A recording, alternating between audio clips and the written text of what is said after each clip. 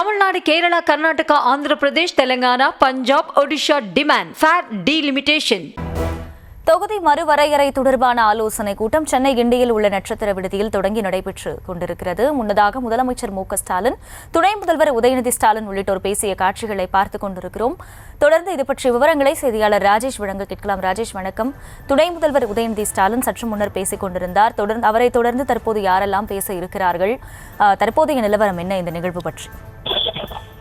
வணக்கம். தற்போது சென்னை கிண்டியில் நடைபெறக்கூடிய இந்த கூட்டுக்குழுவினுடைய அந்த ஆலோசனை கூட்டத்திலே முதலில் தொடக்க உரையில் தமிழக முதலமைச்சர் மு.க.ஸ்டாலின் அவர்கள் பேசினார்.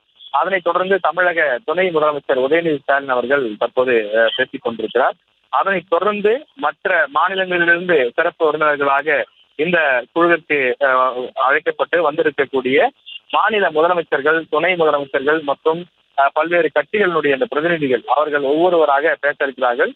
ஒவ்வொருவரும் குறைந்தது சுமார் 5 நிமிடங்கள் மிகாமல் பேசுவதற்கான அந்த வாய்ப்பு இருப்பதாக அதிகாரிகள் குறிப்பிடுகிறார்கள்.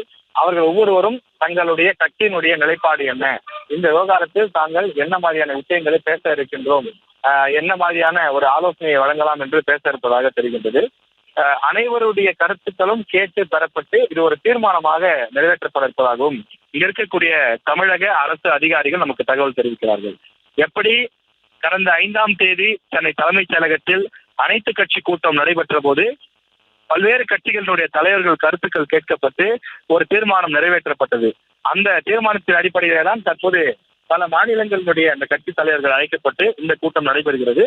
அதுபோல இந்த கூட்டத்தின் நிறைவில் ஒரு தீர்மானம் நிறைவேற்றப்பட இருக்கிறது. அது என்ன தீர்மானம், என்ன மாதிரியான முடிவு என்பதையெல்லாம் முதலமைச்சர் இறுதியில பேசுவார் என்று தெரிகிறது. எனவே முயற்சியை தொடர்ந்துதான் அடுத்த கட்ட நடவடிக்கை இருக்கும். தமிழக முதலமைச்சருடைய பேச்சிலிருந்து நாம் தெரிந்து கொள்வது, இது ஏதோ இன்று ஒரு நாளைக்கு கூடி கலைகிற கூட்டம் அல்ல, தொடர்ச்சியான நடவடிக்கைகள் இருக்க வேண்டும், நம்முடைய எண்ணம் ஈடேறும் வரை நம்முடைய போராட்டம் தொடர வேண்டும், அனைவரும் ஒற்றுமையுடன் போராட வேண்டும் என்றும் தமிழக முதலமைச்சர் குறிப்பிட்டிருக்கிறார்.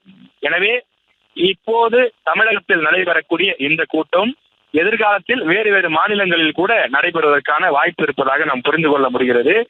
இதில் இன்னும் பல கட்சிகளை சேர்ப்பது இந்த கூட்டுக்குழுவினுடைய ஒரு முக்கிய அம்சமாக இருக்கின்றது. எப்படி தமிழ்நாட்டில் 50க்கும் மேற்பட்ட கட்சிகளை ஓரணியில் இணைத்தார்களோ, முதலமைச்சர் கூட தன்னுடைய பேச்சினுடைய அதனை சுட்டி காண்பித்து பேசினார். தமிழகத்தில் முன் எப்போதும் இல்லாத வகையில் ஒரு ஒற்றுமை ஏற்பட்டிருக்கிறது. வேற எந்த ஒரு நிகழ்ச்சிக்கும் இது போன்று அனைத்து கட்சிகளும் ஒரே அணியில் நின்றது கிடையாது.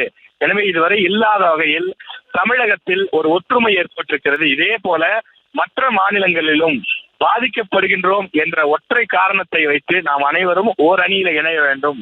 நாம் ஒற்றுமையாக இருந்து போராடினால்தான் நம்முடைய இந்த பிரச்சனைக்கு தீர்வு கிடைக்கும் என்று முதலமைச்சர் பேசியிருக்கின்றார். தற்போது துணை முதலமைச்சரும் பேசிக் கொண்டிருக்கிறார். அவர் பேசக்கூடிய அந்த விஷயங்களுடைய சாராம்சம் என்பது ஒரு பிபிடி பிரசன்டேஷன் போடுவதற்கான வாய்ப்பு கொடுக்கப்பட்டிருக்கின்றது.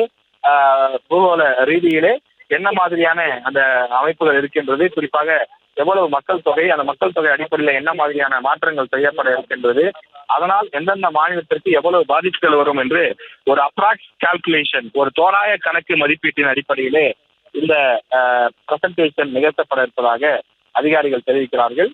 அதன் பிறகு மற்ற கட்சிகளுடைய பல்வேறு மாநிலங்களை சேர்ந்த அந்த தலைவர்கள் பேச இருக்கின்றார்கள். அனைத்து கருத்துக்களையும் தொகுத்து ஒரு தீர்மானமாக நிறைவேற்றி அதனை கொண்டு சென்று மத்திய அரசிடம் கொடுத்து வலியுறுத்துவதற்கு திட்டமிட்டிருப்பதாக தெரிகிறது. Tamil Nadu, Kerala, Karnataka, Andhra Pradesh, Telangana, Punjab, Odisha demand fair delimitation.